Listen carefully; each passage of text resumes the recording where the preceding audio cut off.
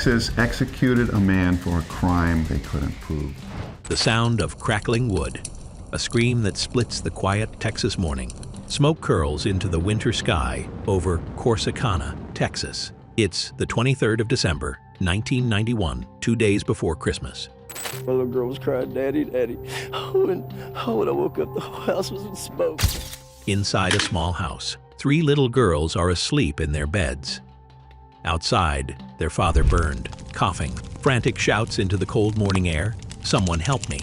My babies are inside." By the time neighbors rush out, the home is already a wall of fire. Flames rip through the wooden structure, like a beast unleashed by sunrise. The Willingham house is nothing but blackened ash and twisted steel.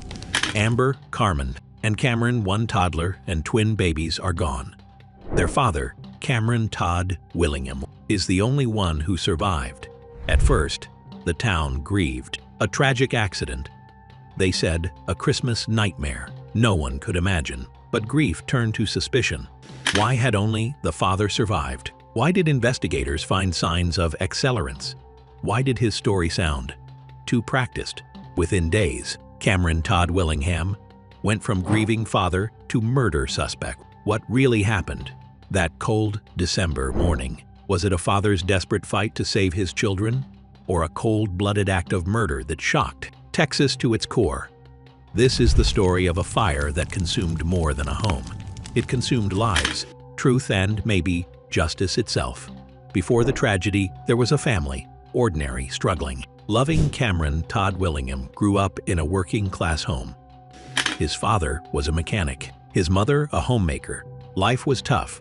Todd wasn't cruel or violent, just restless. He dropped out of high school, drifted through small jobs, fought with authority, drank too much. But he wasn't a monster. In his early 20s, he met Stacy Kukendall, kind, quiet, and patient. She balanced him. He made her laugh. They fell fast and hard.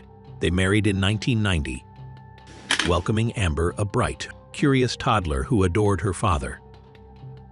A year later came twins, Carmen and Cameron. The Willingham home was modest peeling paint, toys in the yard, second-hand furniture, but it was filled with noise, laughter, chaos, and, by all accounts, love. Todd worked odd jobs at auto shops. Money was tight, but he doted on his girls. Neighbors often saw him pulling them in a red wagon, singing loudly, laughing off-key. Yes, had been in trouble, a few misdemeanors, a do-I, but nothing violent. No abuse, no rage, just a man trying to stay afloat until the morning that changed everything. The 23rd of December, 1991. Stacy left the house around 9 a.m. to buy Christmas gifts. Todd stayed home with the girls. By 10 a.m., black smoke billowed from the Willingham home. A neighbor, Diane Barbie, saw flames crawling across the roof. Then, screaming, Cameron Todd Willingham stumbled out, hair singed, feet burned, shouting, my babies are inside." He tried to re-enter the burning house, but was forced back by searing heat. Neighbors tried to help, but the flames were too intense. Firefighters arrived minutes later, but too late. They found the bodies of Amber, Carmen, and Cameron in the back bedroom. All 3 had died of smoke inhalation. Todd was treated for minor burns. He looked dazed, pacing, crying. But not everyone saw grief. Some said he seemed detached.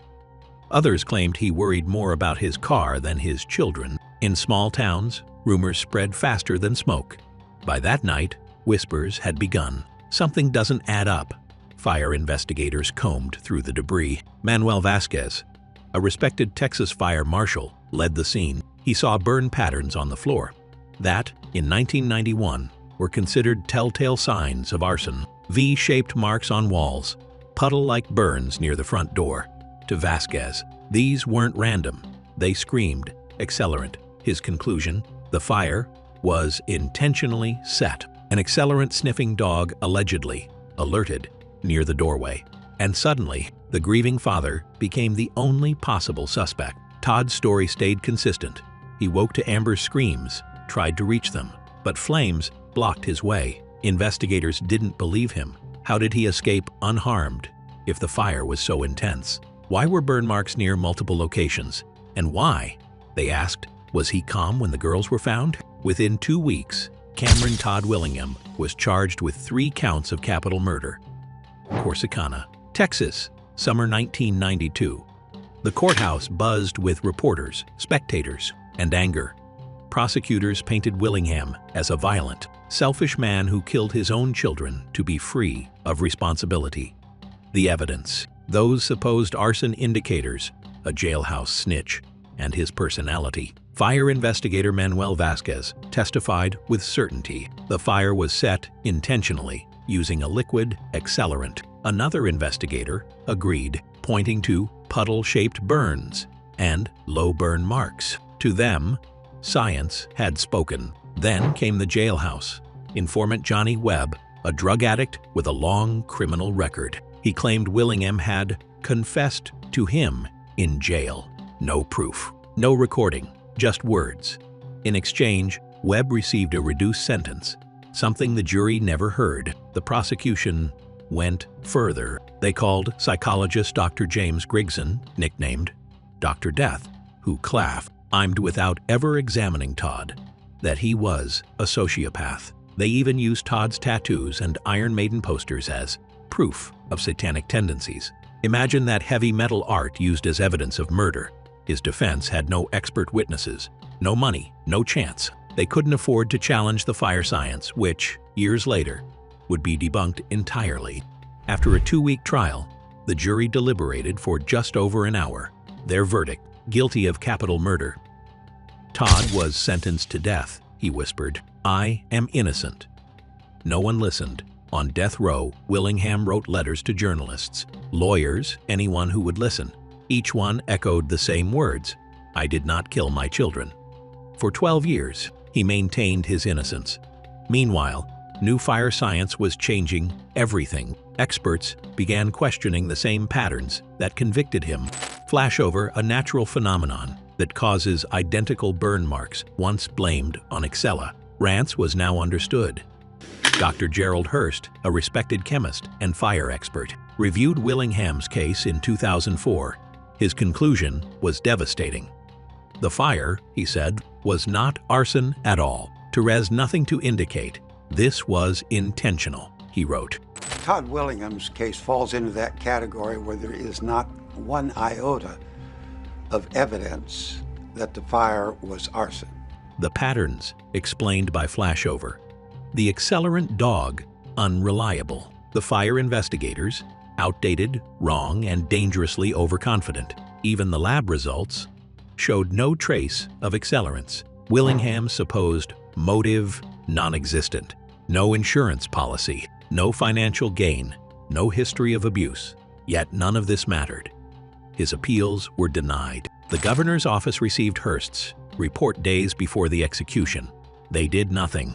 It was the 17th of February, 2004. The red brick prison, known as the Walls Unit, stood silent under a gray sky. Inside, Cameron Todd Willingham waited for death. That morning, he looked through the narrow cell window and saw sunlight for the last time. He wrote one final letter. They're going to kill me for something I didn't do, but maybe someday the truth will matter. He was offered a final meal. He barely touched it. At 6 p.m., guards led him to the execution chamber. Witnesses filed and reporters, state officials, a few relatives. When asked for final words, Todd said calmly, I am an innocent man, convicted of a crime I did not commit. No tears, no breakdown, just calm defiance. The lethal injection began. Sodium thiopental to sedate, pancuronium bromide to paralyze, potassium chloride to stop the heart. At 6:20 p.m., Cameron Todd Willingham was pronounced dead. Outside, protesters held candles, whispering the same question that still haunts Texas today. Did they just kill an innocent man? Months later, the Chicago Tribune published an explosive report exposing the faulty science behind Willingham's conviction. By 2009, the Texas Forensic Science Commission launched an investigation, but Governor Rick Perry replaced key members before crucial hearings. Critics called it a cover-up. New experts unanimously agreed the fire was accidental. Every indicator of arson used in the 1992 trial was scientifically baseless, but it was too late.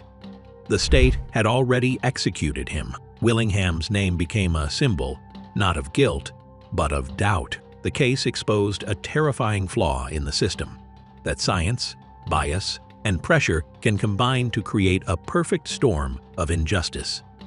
Across America, lawmakers began reviewing old arson cases, many built on the same junk science. Some inmates were freed, others still wait. But the hardest truth is, this Willingham may have been executed for a crime that never happened. No accelerants, no confession, just bad science and worse assumptions. Was he truly innocent? Some still say no, pointing to his demeanor, his past, his alleged lack of emotion. But behavior is not evidence. Music taste is not motive, and silence is not guilt. If Todd Willingham was innocent, then 3 little girls died in a tragic accident, and their father was executed for grieving the wrong way. He was buried in Ardmore, Oklahoma, beside the same daughters he was accused of killing. 3 small graves, one name above them all. But maybe the real fire that night wasn't in the Willingham home. Maybe it was in the system fueled by fear, haste, and the hunger for justice at any cost. That fire still burns. What's more, dangerous a killer walking free, or a state too proud to admit it killed an innocent man. In 2004, Texas put a man to death for what science later revealed might not have been a crime at all. And in doing so, it forced America to confront a terrifying truth that innocence isn't always enough. So, was Cameron Todd Willingham a monster who burned his children alive? Or a father broken, misunderstood, and destroyed by the very system that swore to protect him? You decide, because this story isn't just about guilt or innocence.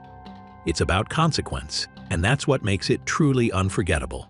If this story moved you, challenged you, or made you question what you thought you knew, like, share, and subscribe, because this isn't just true crime, it's true consequence.